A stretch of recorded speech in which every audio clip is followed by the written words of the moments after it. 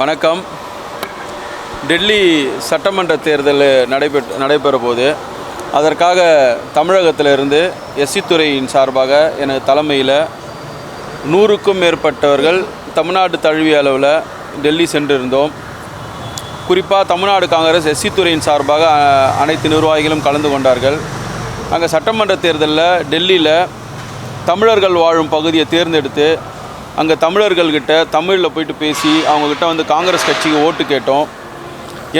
என்ன மாதிரி முறையிலலாம் வந்து வாக்கு சேகரிக்கணுமோ, இங்கே தமிழ்நாட்டில் எப்படியெல்லாம் தேர்தல் பிரச்சாரம் பண்ணுவோமோ அந்த அணுகுமுறைகள்லாம் நாங்கள் அணுகி இங்கேருந்து கட் அவுட்டு, ப்ளக்கார்டு, இந்த ட்ரம்ஸு இந்த மாதிரி வந்து வச்சு திண்ணை பிரச்சாரங்கள் மக்களை வந்து அவங்க வீட்டில் போயிட்டு திண்ணையில் உட்காந்து இங்கேருந்து சிறு பிள்ளைகள்லேருந்து எல்லாம் பெண்கள் எல்லாருமே இங்கே பொறுப்பில் எஸ்சி துறையில் இருக்கிற பொறுப்பில் இருக்கிறவங்க எல்லாரும் கலந்துட்டு, அதாவது கிட்டத்தட்ட வந்து ஒரு 15 நாள் அங்கே நாங்கள் முகாமிட்டு இருந்தோம். ஒவ்வொருத்தரும் ஒவ்வொரு ஏரியாவுக்கா ஒரு டீமை பிரித்து அங்கே ஒரு தலைமையில் ஒருத்தர் டீமை பிரித்து அங்கே கடுமையான ஒரு வேலை செஞ்சோம். குறிப்பாக என்ன தெரிஞ்சதுன்னா, அங்கே நாங்கள் பண்ண பிரச்சாரத்துக்கு அங்கே நல்ல ஒரு பலன் கிடைக்கும்ன்ற ஒரு எதிர்பார்ப்பு எங்களுக்கு வந்தது. எல்லாரும் பார்த்த மக்கள் எல்லாருமே சொன்னாங்க, இந்த முறை கண்டிப்பாக காங்கிரஸுக்கு போடுவோம், இந்த முறை கண்டிப்பாக காங்கிரஸுக்கு போடுவோம்னு சொல்லும் போதே எங்களுக்கு இன்னும் நாங்கள் போனது ஒரு வாரம் போயிட்டு வரலான்னு தான் மக்கள் கொடுத்த ஆதரவில் நாங்கள் இன்னும் ஒரு வாரம் எக்ஸ்டெண்ட் பண்ணி அங்கே இருந்தோம். குறிப்பாக எங்களுடைய அகில இந்திய எஸ்சி துறையின் தலைவர் திரு ராஜேஷ் லிலோத்தியா அவர்கள் வேட்பாளராக நிற்கிற சீமாபுரி தொகுதியில் வந்து நாங்கள் நிறைய வந்து எங்களுடைய கள வேலைகளை நிறைய செஞ்சு அங்கே இருக்கிற மக்கள்கள்லாம் சந்தித்து, குறிப்பாக அங்கே இஸ்லாமிய மக்கள் அதிகமாக இருக்கிற தொகுதியாக இருந்தனால இங்கேருந்து உருது பேசுகிறவங்க, ஹிந்தி பேசுகிறவங்கெல்லாம் இங்கேருந்தே கிளம்பி அதற்காகவே வந்து சில யுக்திகளை பயன்படுத்தி அவங்கள சந்தித்து வாக்குகளை சேகரிச்சிருக்கிறோம். வருகின்ற 5ஆம் தேதி வந்து அங்கே தேர்தல் நடைபெறுது. கண்டிப்பாக வந்து திரு ராஜேஷ் லிலோத்தியா அவர்கள் வெற்றி பெறுவாங்க. காங்கிரஸ் வந்து டெல்லியில் ஒரு பெரும் பங்கை வந்து அங்கே பெறுன்ற நம்பிக்கை எங்களுக்கு வந்திருக்கு. அதில் எங்களுடைய உழைப்பு, குறிப்பாக தமிழ்நாடு காங்கிரஸ் எஸ்சி துறையின் உழைப்பு, எங்களுடைய டீம் உழைப்பு எல்லாமே இருந்ததை நினச்சி எங்களுக்கு எல்லாருக்கும் பெருமையாக இருக்குது. எங்களை அங்கே நல்லபடியாக உபசரித்த தமிழர்களுக்கும் இந்த நேரத்தில் நன்றியை தெரிவித்துக் கொள்கிறோம். இந்த பயணம் வந்து எங்களுடைய டெல்லி அரசியலில் எங்களுக்கு தமிழ்நாடு எஸ்சி துறைக்கு ஒரு பெரிய பங்களிப்பையும் ஒரு பெரிய ஒரு வரலாற்று நிகழ்வையும் நிறைய கொடுத்துருக்குன்றதை இந்த நேரத்தில் பதிவு பண்ண விரும்புகிறோம். ஸோ அங்கே இருக்கிற எந்த மாதிரியான பிரச்சாரம் இருக்குது? இங்கே தமிழகத்தில் இருக்கிற பிரச்சாரத்துக்கும் அங்கே இருக்கிற தேர்தல் பிரச்சாரம் எந்த மாதிரி வித்தியாசம்? இல்லை, இங்கே அவங்க வந்து வட இந்தியர்கள் எப்போவுமே வந்து ஒரு வேறு மாதிரி தேர்தல் இருந்தாங்க. இங்கேருந்து நாங்கள் போனதுனால இன்னும் நுணுக்கமாக சில விஷயங்கள் திண்ணை பிரச்சாரங்கள்லாம் அங்கே நாங்கள் புதுமையாக பண்ணோம். ரெண்டாவது கட் அவுட்டு, பேனர்லாம் நாங்கள் இங்கேருந்து செஞ்சு எடுத்துகிட்டு போனதை மக்கள் வந்து ரொம்ப ஆரவாரமாக அதை விரும்பி பார்த்தாங்க. எங்ககிட்ட அந்த கட் அவுட்லாம் வாங்கி வீட்டில் வச்சுக்கினாங்க. அப்படியே நாங்கள் அந்த தலைவர் ராகுல் காந்தி படம், தலைவர் கார்கே படம் அதெல்லாம் செஞ்சு, பிரியங்கா காந்தி படம் இதெல்லாம் செஞ்சு எடுத்துகிட்டு போகும்போது அந்த உருவம் மாதிரியே இருக்கிறதுனால அந்த மக்கள், அந்த பிள்ளைகள்லாம் ரொம்ப கொண்டாடி அவங்கவுங்க வீட்டில் வச்சுக்கினாங்க. குறிப்பாக வந்து பார்த்திங்கன்னா காங்கிரஸை மக்கள் அவ்வளோ விரும்புகிறாங்கன்றதை நாங்கள் பார்த்துட்டோம். அதனால் வந்து இந்த முறை வந்து ஒரு நல்ல ஒரு மாற்றம் கண்டிப்பாக கிடைக்குன்றதை எங்களால் முழுமையாக அங்கே பார்க்க முடிந்தது. தொடர்ந்து ஆம் ஆத்மியோடைய குரல் தான் இருந்தது. இப்போ எந்த அளவுக்கு வந்து காங்கிரஸோடைய குரல் இல்லை, ஆம் ஆத்மி கடந்த 15 ஆண்டுகளாக வந்து அவங்களுடைய சேவையில் வந்து மக்கள் வந்து வெறுத்து போயிருக்காங்க. குறிப்பாக கெஜ்ரிவால் அவருடைய அணுகுமுறை, அவர் மேலே சுமத்தி இந்த ஊழல், அவர் வந்து இந்த நோட்டில் வந்து காந்தி படத்துக்கு எடுத்து சரஸ்வதி படம் போன்றது, இந்த மாதிரி பல விஷயங்கள் வந்து கெஜ்ரிவாலுக்கு எதிராக இருக்குதுன்றதை நாங்கள் களத்தில் நேரடியாக பார்த்தோம்.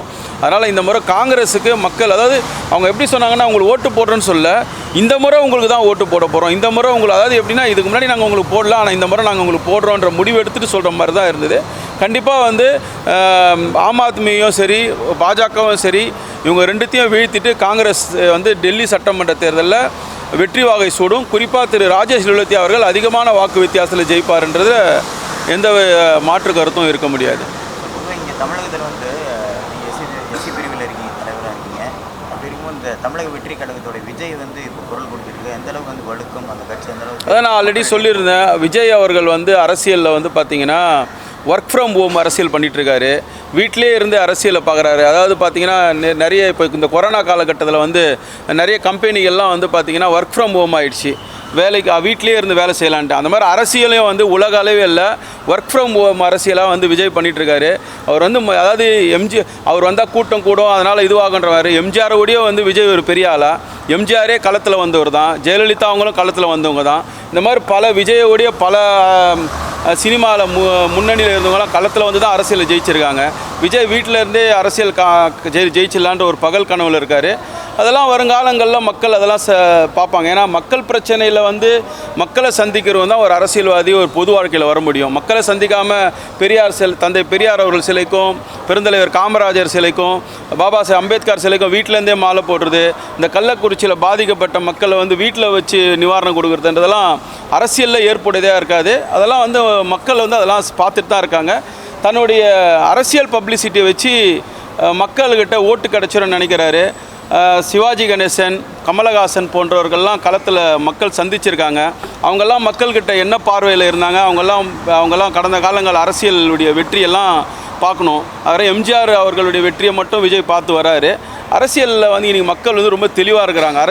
அரசியலாக பார்க்குறது, சினிமாவை பார்க்குற தெளிவெல்லாம் இன்றைக்கி மக்கள்கிட்ட வந்திருக்குது. வருங்காலங்களில் தேர்தலெலாம் அதுக்கு நிறைய விடை கிடைக்கும் அப்படின்றது தான் என்னோடய கருத்து. உங்களோட பயணம் எப்படி இருக்குது? கே.எஸ். அழகிரி அவர்களுடைய ஆதரவாளராக இருந்தீங்க, இப்போ வந்து செல்வ பெருந்தகையுடைய. நான் வந்து தலைவர் ராகுல் காந்தியுடைய ஆதரவாளர். நான் வந்து தலைவர் அழகிரி அவர்களையோ அண்ணன் செல்வ பெருந்தகை அவர்களையோ பார்த்து காங்கிரஸ் கட்சிக்கு வரவில்லை. தலைவர் ராகுல் காந்தி அவர்களையும் சோனியா காந்தி அவர்களையும் பார்த்து மாணவர் காங்கிரஸ்லேருந்து, இளைஞர் காங்கிரஸ்லேருந்து வந்திருக்கிறேன். இங்கே தமிழ்நாட்டில் இருக்கிற எந்த தலைவர்களை பார்த்து நான் காங்கிரஸ் கட்சிக்கு வரவில்லை, காங்கிரஸ் கட்சியில் இருக்க போவதில்லை. தலைவர் ராகுல் காந்தி அவர்கள் காந்தி குடும்பம் இருக்கும் வரை இந்த காங்கிரஸ் கட்சியில் தான் பயணிப்பேன். எந்தவித தலைவர் பின்னாலும் நான் செல்வதில்லை. நான் ராகுல் காந்தி பின்னால் செல்பவன். அதனால் எந்த தலைமையை அவர்கள் டெல்லி அறிவிக்கிறதோ அந்த தலைமைக்கு கட்டுப்பட்டு வேலை செய்யக்கூடிய ஒரு காங்கிரஸ்காரனாக செயல்படுவேன் என்னாலும்.